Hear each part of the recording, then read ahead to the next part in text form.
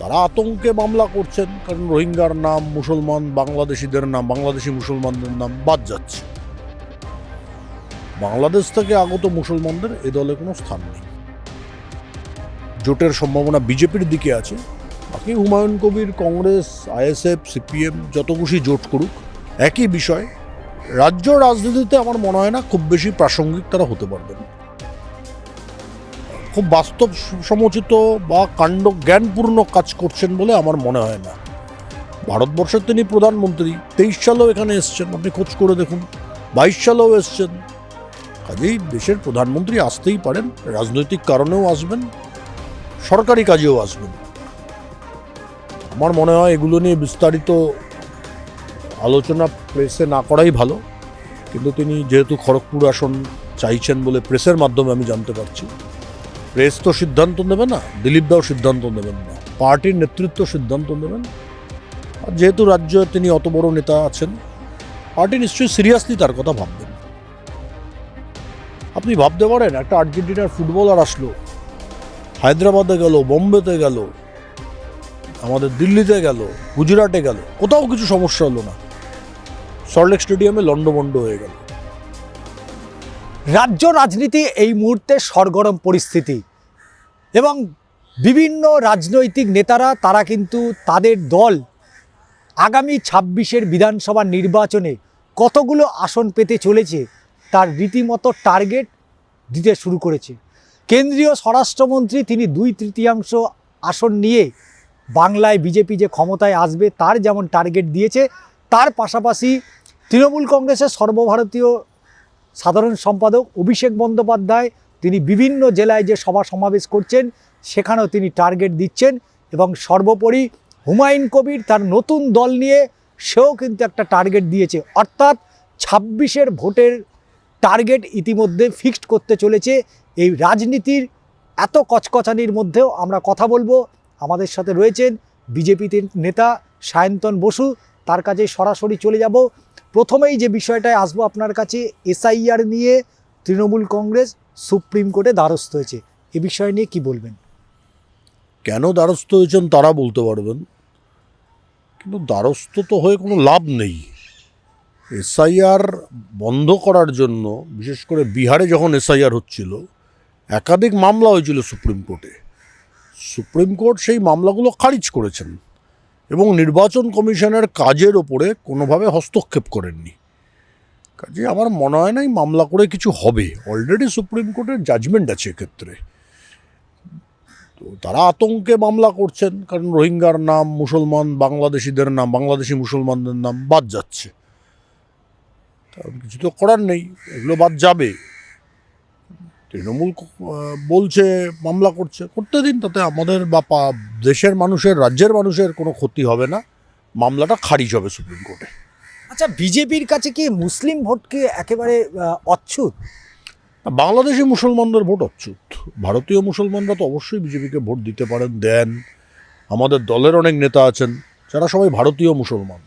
বাংলাদেশ থেকে আগত মুসলমানদের এ দলে কোনো স্থান নেই। আমরা 2021 এবং 24-এর লোকসভা নির্বাচনের সময় দেখেছিলাম যে বৃহত্তর বিজেপি তারা পশ্চিমবাংলায় তাদের সংখ্যা বাড়ানোর জন্য, আসন সংখ্যা যাতে বাড়ে এবং নরেন্দ্র মোদীর হাত যাতে শক্ত করা যায়, এক্ষেত্রে কিন্তু একটা কোথাও জোটের একটা হাত বাড়ানোর চেষ্টা করেছিল। কিন্তু 26-এর বিধানসভা নির্বাচনেও এখনও কিন্তু কান পাতলে শোনা যাচ্ছে তলায় তলায় আইএসএফ, হুমায়ুন কবিরের দল, কংগ্রেস এবং সিপিএমের সাথে জোট করেই 26-এর বিধানসভা নির্বাচনে যেতে চলেছে, যেখানে আসন নিয়ে একটা রফা হতে পারে। আপনি সর্বক্ষণের একজন কর্মী নেতা, আপনি এ বিষয়টা কিভাবে দেখেন?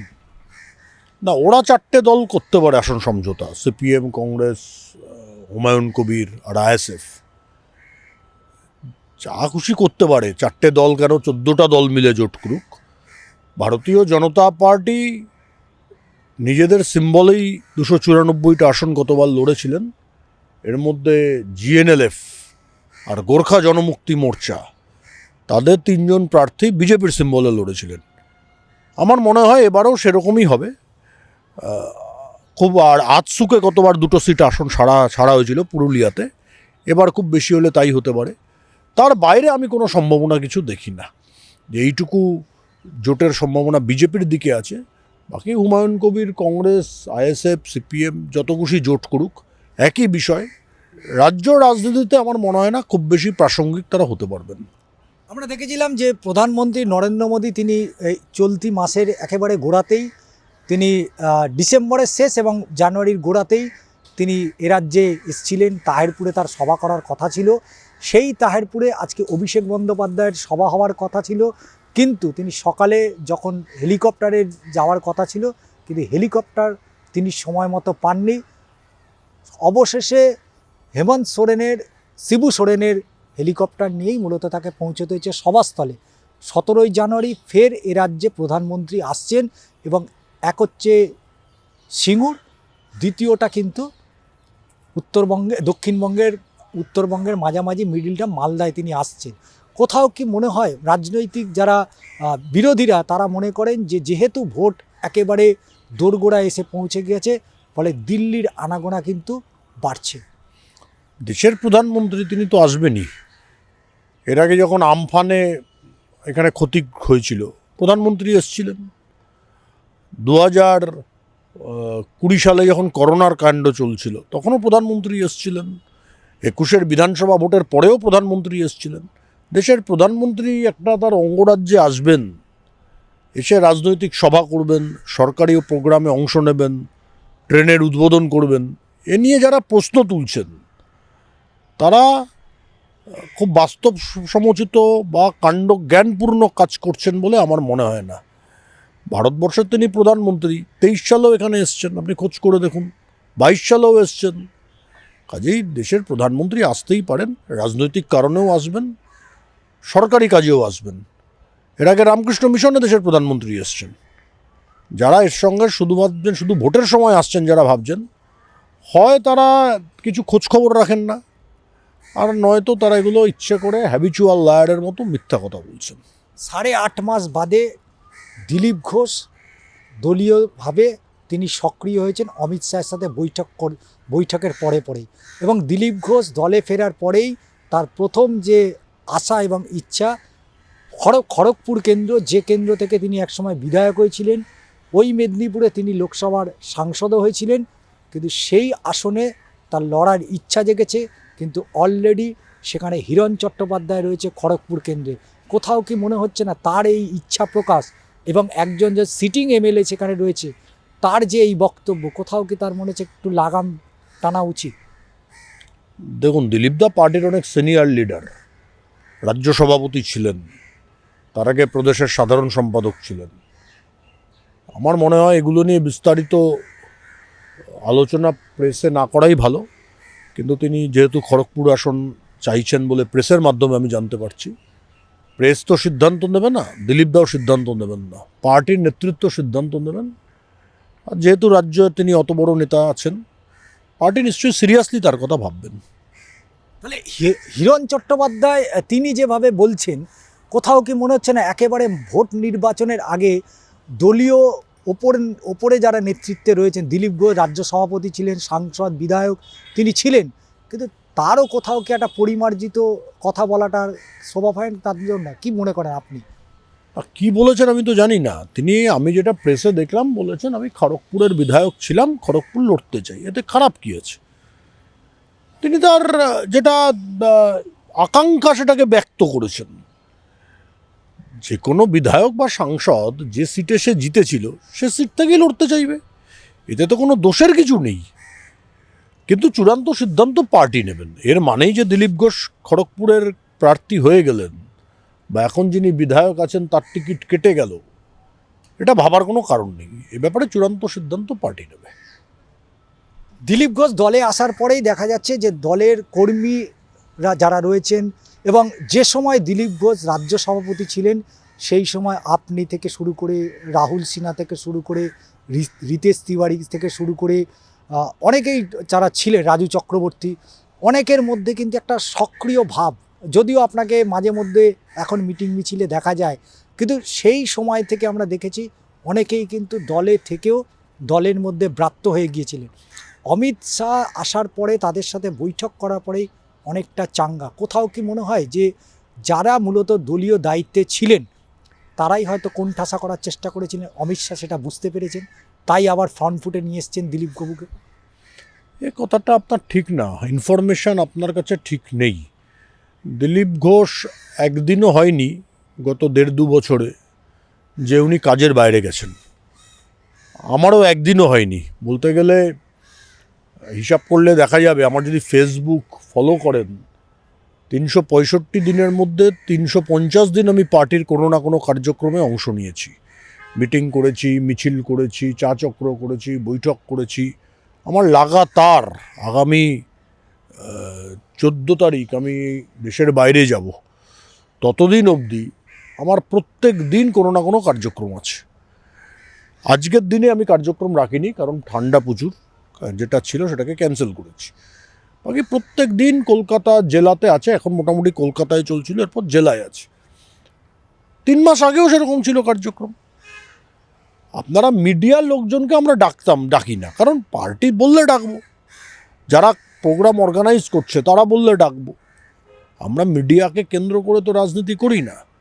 কাজেই পার্টিতে সবাই ছিলেন, দিলীপ দাও ছিলেন, তিনিও যথেষ্ট অ্যাক্টিভ ছিলেন। আজকে তার থেকে বেশি অ্যাক্টিভ হয়েছেন, এটা ভুল কথা। যেটা ঘটেছে সেটা হচ্ছে পার্টির নেতৃত্ব তার প্রোগ্রাম অর্গানাইজ করে দিচ্ছে। এতদিন পার্টির কর্মীরা করে দিচ্ছিলেন বা তিনি নিজে করছিলেন, এতে কোনো পার্থক্য নেই। অনেক সময়ই হয় পার্টির নেতৃত্ব বলেন আপনি আপনার মতো প্রোগ্রাম সাজিয়ে নিন, আবার অনেক সময় পার্টির নেতৃত্ব স্ট্রিক্টলি বলেন যে আপনি আপনার প্রোগ্রাম সাজাবেন না, আমরা করে দেবো। রাজ্য সভাপতি বলেছেন যে দিলীপ দাকে যে আপনি আপনার প্রোগ্রাম সাজাবেন না, আমরা করে দেবো। এটা হতে পারে, এটা এর আগেও ঘটেছে, বহু সময় হয়েছে। বহু নেতাকে পার্টি বলে দিয়েছে আপনি আপনার প্রোগ্রাম আপনার মতো সাজিয়ে নিন। এটা স্বাভাবিক আছে, পার্টিতে সবসময় সব প্রোগ্রাম পার্টি সাজিয়ে দেবে এমন নয়, আবার সবাই নিজের ইচ্ছে মতো করবেন এটাও সম্ভব নয়।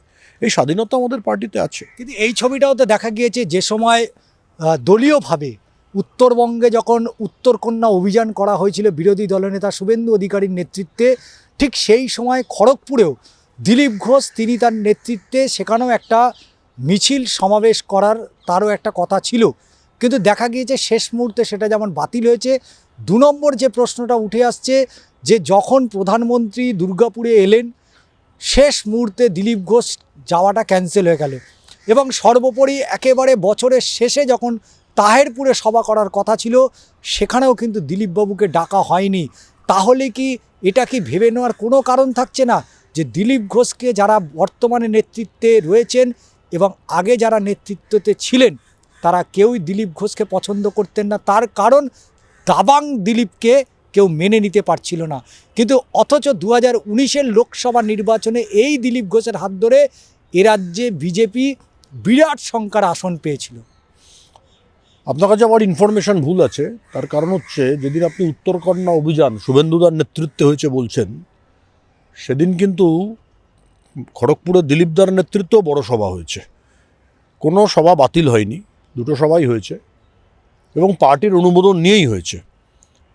বাকি আপনি যেটা প্রধানমন্ত্রীর সভা বলছেন, সেই প্রধানমন্ত্রীর সভা যেটা, সেই প্রধানমন্ত্রীর সভাতে দিলীপদা আসেননি বা তাকে ডাকা হয়নি সেটা যেমন সত্য, আমাদের আর এক রাজ্যের প্রাক্তন সভাপতি রাহুল সিনহাও সেই সভাগুলোতে ছিলেন না। মোটামুটিভাবে সিদ্ধান্ত হয় যে প্রধানমন্ত্রীর যে সভা হবে বা পার্টির সভাপতির যে সভা হবে বা খুব বড় নেতাদের যে সভা হয়, তাতে কেন্দ্রীয় মন্ত্রী, রাজ্য সভাপতি আর বিরোধী দলনেতা এরা অবশ্যই থাকবেন। প্রধানমন্ত্রীর ক্ষেত্রে একটা সমস্যা কি, আগে থেকে নামের তালিকা তৈরি করতে ওদের কাছে পাঠাতে হয়, নয়তো এসপিজির অ্যাপ্রুভাল পাওয়া না গেলে 24 ঘন্টা আগে ওই মঞ্চে কাউকে উঠতে দেয় না ওরা। অন্য বড় নেতাদের ক্ষেত্রে সেটা লাস্ট মুহূর্তে অ্যাডজাস্ট করা যায়, প্রধানমন্ত্রীর ক্ষেত্রে অ্যাডজাস্টমেন্ট হয় না। এবং ওরা নির্দিষ্ট করে দেয় যে 6 জনকে দেবে রাখবেন, 8 জনকে রাখবেন, 10 জনের বেশি যেন না থাকেন। কাজেই এটা চিরকালের প্রথা যে এত বড় নেতাদের ক্ষেত্রে 4 জন মাস্ট, কেন্দ্রীয় মন্ত্রী, বিরোধী দলনেতা, পার্টির সভাপতি আর আমাদের রাজ্য থেকে যদি কোনো কেন্দ্রীয় পদাধিকারী থাকেন, এই 4 ধরনের কার্যকর্তারা, নেতারা মাস্ট। দিলীপদা বা রাহুলদা তারা কেউ এই ক্যাটাগরিতে আসেননি, তার জন্য তাদের ডাকেনি ওই সভাতে। যেদিন মনে হবে ডাকবেন। আমরা জগন্নাথ ধামের উদ্বোধন দিনকেও দেখেছি, যে যেদিনকে জগন্নাথ ধাম উদ্বোধন হলো সেখানেও আমি দেখেছি যে শুভেন্দু অধিকারীর তারও কিন্তু একটা প্রোগ্রাম ছিল, কিন্তু সেই প্রোগ্রামে দিলীপ ঘোষ কিন্তু যাননি, অথচ সেই প্রোগ্রামের সামনে দিয়ে দিলীপ ঘোষ সরাসরি জগন্নাথ ধাম দীঘায় তিনি পৌঁছে গিয়েছিলেন। তাহলে কি মনে হয় যে দিলীপ ঘোষের সাথে শুভেন্দু অধিকারীর যে দূরত্ব ছিল আজও সেই দূরত্ব রয়েছে? তা না হলে এই রকম মন্তব্য করতে শোনা না যে একজনই ব্যক্তি দলের শেষ কথা নয়। আমাদের পার্টি তো তাই করে, আমাদের পার্টিতে ব্যক্তিকেন্দ্রিক দল নয় তো, নেতা থাকেন মোদিজি আমাদের একমাত্র নেতা, বাকিরা তো সবাই মিলেই করবে। পার্টি ব্যক্তিকেন্দ্রিক নয়, কোনোদিনও ছিল না। অটল বিহারী বাজপেয়ীর নেতৃত্বে আমরা নির্বাচনে গেছি, মোদিজির নেতৃত্বে নির্বাচনে যাই, কিন্তু পার্টিতে ব্যক্তি নেতা, কিন্তু পার্টি আলটিমেট কথা। তাই এতে তো দোষের কিছু নেই। 2019-এ আপনি যেমন বলছেন যে দিলীপ ঘোষের নেতৃত্বে আমরা জিতেছি, আমি তেমন সবসময় বলি দিলীপ তো আমাদের সভাপতি ছিলেন, তিনি নেতৃত্ব দিয়েছেন, কিন্তু তার যে টিম ছিল তারা পার্টিকে সেদিন জিতিয়ে এনেছেন। এখানেও তাই, ভারতীয় জনতা পার্টি যে টিম আছে তারা জিতিয়ে আনবেন। একজন নেতার ভিত্তিতে আমরা নির্বাচনে যাইও না, জিতিও না। 2026-এর বিধানসভা নির্বাচনের আগে 2/3 আসন পাবে, এতটা আশাবাদী হয়েছেন কেন্দ্রীয় স্বরাষ্ট্রমন্ত্রী। 2021, 2024-এর দুটো নির্বাচনেই আমরা দেখেছিলাম আপকি বার 200 পার হবে, কিন্তু এবারেও 2/3 টার্গেট দিয়েছে। সেই টার্গেট কি এই যে আপনাদের যে বর্তমান যে টিম, সেই টিম পারবে 200 আসন টপকাতে বা 200 আসন পাবে? কারণ শুভেন্দু অধিকারী বলছে 220টি আসন পাবে। দেখুন, এসআইআর হচ্ছে, নির্বাচন কমিশনের একটু ঠিকঠাক যদি ব্যবস্থা থাকে, মানুষ যদি ভোট দিতে পারেন, ভারতীয় জনতা পার্টির কার্যকর্তারা যদি সাধারণ গ্রামে গঞ্জে শহরে মফস্বলে মানুষের কাছে পৌঁছতে পারেন, অমিতজি যে কথা বলেছেন সেটা বাস্তব হবে বলে আমার দৃঢ় বিশ্বাস আছে। কারণ মানুষ তিতিবিরক্ত তৃণমূলের ওপরে। আপনি ভাবতে পারেন, একটা আর্জেন্টিনার ফুটবলার আসলো, হায়দ্রাবাদে গেল, বোম্বেতে গেল, আমাদের দিল্লিতে গেল, গুজরাটে গেল, কোথাও কিছু সমস্যা হলো না, সল্টলেক স্টেডিয়ামে লন্ডভন্ড হয়ে গেল। রাজ্যের ক্রীড়ামন্ত্রী নির্লজ্জের মতো তার কোমর জড়িয়ে সেলফি তুলছে, তৃণমূলের নেতা তার কাঁধে চড়তে চাইছে। একটা অদ্ভুত পরিবেশ। এই অরাজকতার থেকে মুক্তি পাওয়ার জন্য মানুষ প্রচণ্ডভাবে ব্যাকুল হয়ে উঠেছেন।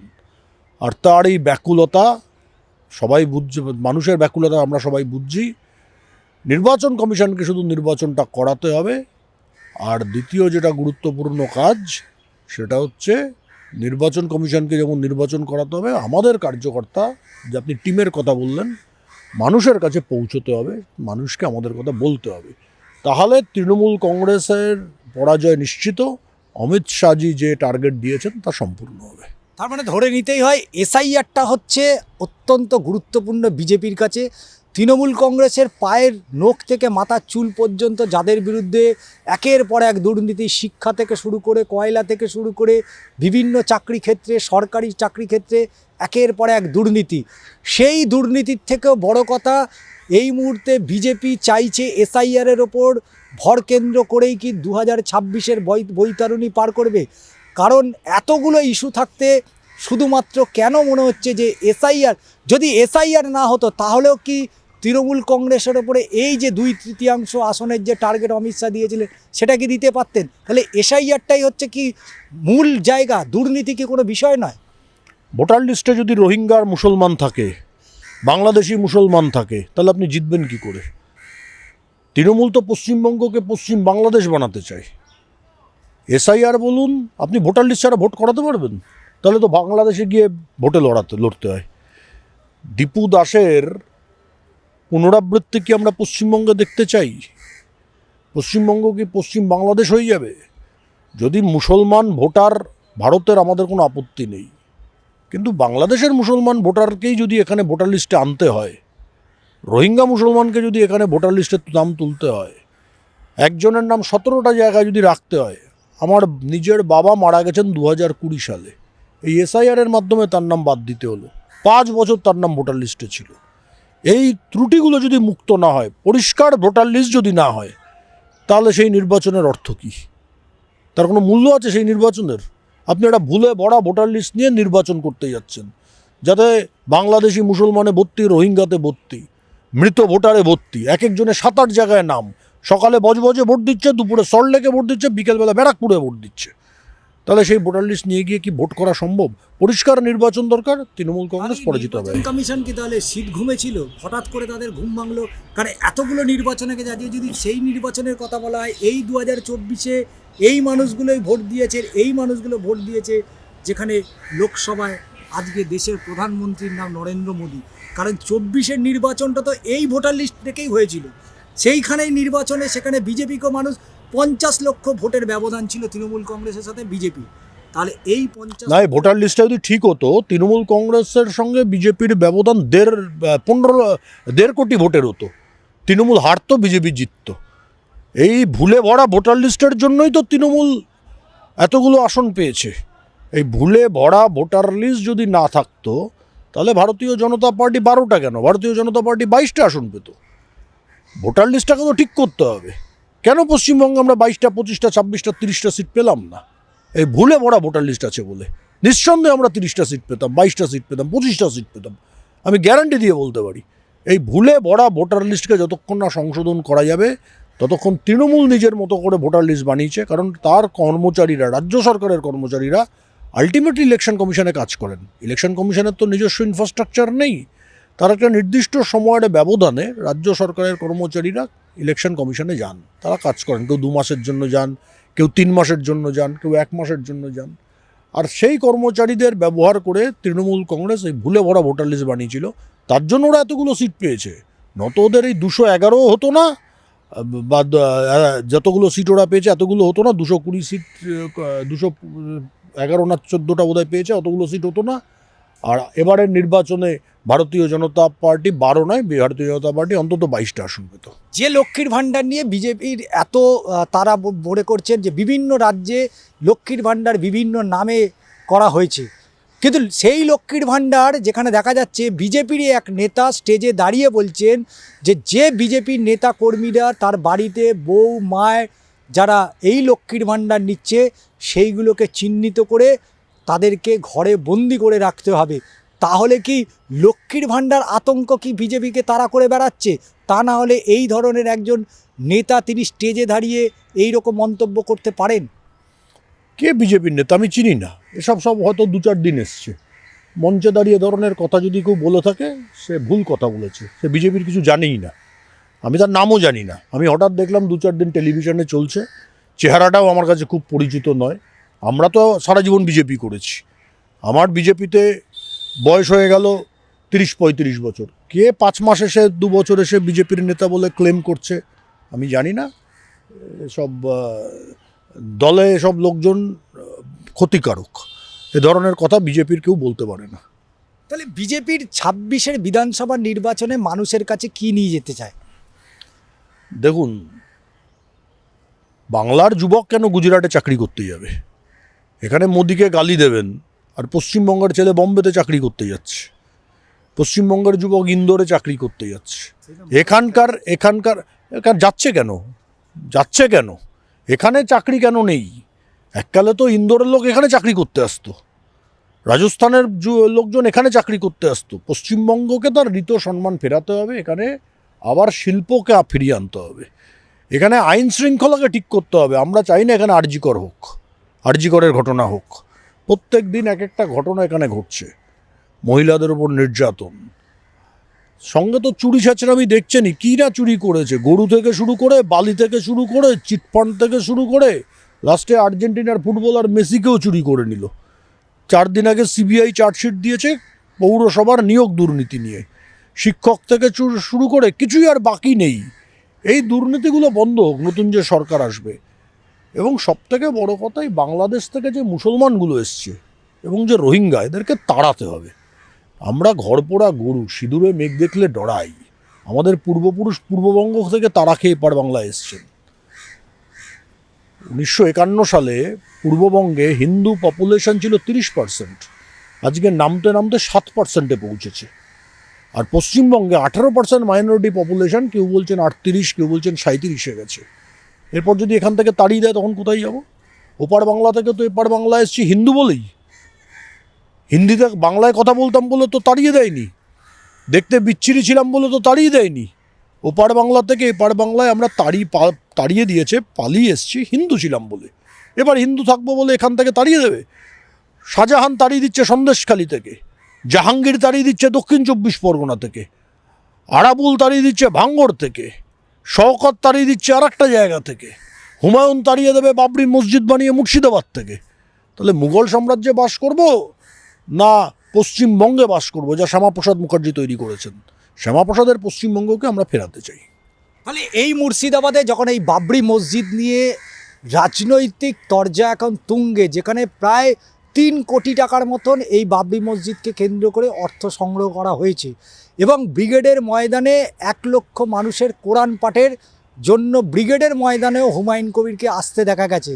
তাহলে যে হুমায়ুন কবির আজকে বাবরি মসজিদ সুরসুরি দিয়ে মানুষের কাছে ভোট চাইতে যাচ্ছে, যে মুর্শিদাবাদে এই ওয়াকফ সম্পত্তি নিয়ে সেখানে আগুন জ্বলল, মানুষের মৃত্যু পর্যন্ত হলো, সেই হুমায়ুন কবিরের সাথে তাহলে বিজেপির সাথে এই যে নির্বাচনী জোটে যাওয়াটা কোথাও কি দলের পক্ষে একটা বড় বিপর্যয়ের কারণ হয়ে দাঁড়াবে না? তো কি মনে হয় আপনার? কারণ রাজ্য সভাপতি শ্রমিক ভট্টাচার্য অলরেডি তিনি কিন্তু প্রেস মিট করে তিনি কিন্তু বলেছেন যে আমরা নির্বাচনে আমাদের সাথে যারা আসবে, অর্থাৎ তৃণমূল বিরোধী যারা, তাদেরকে আমরা অবশ্যই সঙ্গে নেব, তবে অবশ্যই কিছু এজেন্ডা থাকবে, সেই এজেন্ডার ভিত্তিতে।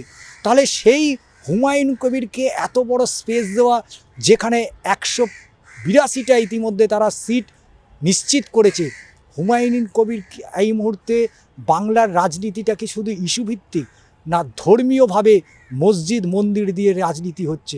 মানুষ কি চায়, মানুষের কথা কি জানা হবে না? দেখুন, হুমায়ুন কবির তো তৃণমূলের লোকই আছে, তৃণমূল থেকে তো বহিষ্কৃত হয়নি। হুমায়ুন কবির তৃণমূলের নেতা, তা তৃণমূলের সঙ্গে বিজেপির আর জোট কী করে হবে? হুমায়ুন কবির যদি কোনো দল করেন, সেই দলটা যখন তৃণমূলেরই এজেন্ডা নিয়ে চলছে, তার সঙ্গে বিজেপির জোট কী করে হবে? বিজেপির সঙ্গে যাদের জোট হবে সে কথা আমি প্রথমেই বললাম। আজসুর জোট হতে পারে, যারা দার্জিলিংয়ে আছেন জিএনএলএফ, তাদের জোট ছিল গতবার। গোর্খা জনমুক্তি মোর্চার জোট ছিল, তাদের জোট থাকতে পারে, তাদের জোট হতে পারে। এনডিএ আছে, এনডিএর যারা সহযোগী জেডিইউ, তাদের জোট হতে পারে। হুমায়ুন কবির তো তৃণমূলের লোক। যে হুমায়ুন সেই মমতা, যে হুমায়ুন সেই বাবর, যে হুমায়ুন সেই শওকত, যে হুমায়ুন সেই জাহাঙ্গীর। কাজেই এ ধরনের যে হুইসপার ক্যাম্পেইনিং, এগুলো করা উচিত না। রাজনীতিতে একটু হলেও সত্যি বলতে হয়। হুমায়ুন তৃণমূলের লোক, তৃণমূলেই আছে, একটু মন কষাকষি হয়েছে, ভোটের মুহূর্তে আবার তৃণমূলের সঙ্গে একটা অ্যাডজাস্টমেন্ট হয়ে যাবে। টিকিটের টানাপোড়েন চলছে। ও ডেপুটি চিফ মিনিস্টার হতে চায়। মমতা বন্দ্যোপাধ্যায় মুখ্যমন্ত্রী হলে হয়তো ডেপুটি চিফ মিনিস্টার ওকে না করে অন্য কোনো মুসলমানকে করবেন, সেটা কে হবে আমি জানি না। কিন্তু যদি কালের নিয়মে উনি কোনোভাবে মুখ্যমন্ত্রী হয়ে যান, যেটার সম্ভাবনা আমি প্রায় দেখি না বললেই চলে, কিন্তু পলিটিক্সে তো অনেক কিছু সম্ভব, তাহলে নিশ্চিন্তে থাকুন, হোম এবং ডেপুটি চিফ মিনিস্টার, এটার জন্য হুমায়ুন কবির চিন্তাভাবনা করে এইসব ক্যালকুলেশন করছে। হয়তো Mamata Bandyopadhyay deputy chief minister হলে মুসলমানকেই করব, হয়তো না করবেন মুসলমানকে, সেখানে তো হুমায়ুনকে করবেন না, হয়তো আকবরকে করবেন, হয়তো জাহাঙ্গীরকে করবেন। এসব ভেবেই পুরো গল্পটা হচ্ছে, এটা তৃণমূলের ইন্টারনাল ম্যাটার। তাহলে তো সেই কথাটাই সত্যি হয়ে গেল, যে কথাটা কলকাতা পুরসভার মেয়র ফিরহাদ হাকিম বলেছিলেন, মিনি পাকিস্তান। তাহলে পশ্চিমবাংলাকে তাহলে মিনি পাকিস্তান হয়ে যাবে? পশ্চিম বাংলাদেশ হবে, হয়ে গেছে প্রায়। এরা যদি আরেকবার ক্ষমতায় ফেরে, হিন্দুদের এখান থেকে পাত্তারি গুটিয়ে অন্য রাজ্যে যেতে হবে। এটা পশ্চিম বাংলাদেশ হয়ে গেছে। এখনই সন্দেশখালীতে হিন্দুরা থাকতে পারছেন না। আপনি চলে যান বসিরহাটের বিস্তীর্ণ এলাকায়, মুর্শিদাবাদের বিস্তীর্ণ এলাকায়, দেখলেন দাঙ্গাতে আবার কিছু তাড়িয়ে দিল। একই ঘটনা ঘটবে, পশ্চিম বাংলাদেশ হয়ে যাবে সব। যেটা কায়েমি আজম জিন্না চেয়েছিলেন, যে কলকাতাকে অবিভক্ত পাকিস্তানের রাজধানী, বা যাকে কলকাতার কসাই বলা হয় সোহরাওয়ার্দী, যে 46 সালের 16ই আগস্ট 1 লক্ষ হিন্দুকে এই কলকাতায় খুন করেছিল, সোহরাওয়ার্দী চেয়েছিল greater Bangla. Either greater Bangla হয়ে যাবে পরবর্তী সময় করে পাকিস্তানে বিলীন হবে, যেটা 100 বছর আগে হওয়ার কথা ছিল, 75 বছর আগে হওয়ার কথা ছিল, সেটা হয়তো 100 বছর পরে হবে। 26 সালে মমতা ব্যানার্জি আসলে ওই 46 সালে গিয়ে হয়তো দেখা যাবে পশ্চিমবঙ্গ, পশ্চিম বাংলাদেশ বা মিনি পাকিস্তানটা পুরো পাকিস্তানে বিলীন হয়ে গেল। আমরা কথা বলছিলাম বিজেপি নেতা সায়ন্তন বসুর সাথে। 2026-এর নির্বাচন অত্যন্ত গুরুত্বপূর্ণ হাড্ডাহাড্ডি লড়াই হবে। তবে এই হাড্ডাহাড্ডি লড়াইয়ে যে টার্গেট কেন্দ্রীয় নেতৃত্ব বেঁধে দিয়েছে, সেই টার্গেট কতটা পূরণ করতে পারবে তার উত্তর অবশ্যই সময় দেবে। আজ এই পর্যন্তই। চিত্র সাংবাদিক কৃষ্ণেন্দু মজুমদারের সাথে ষষ্ঠী চট্টোপাধ্যায়।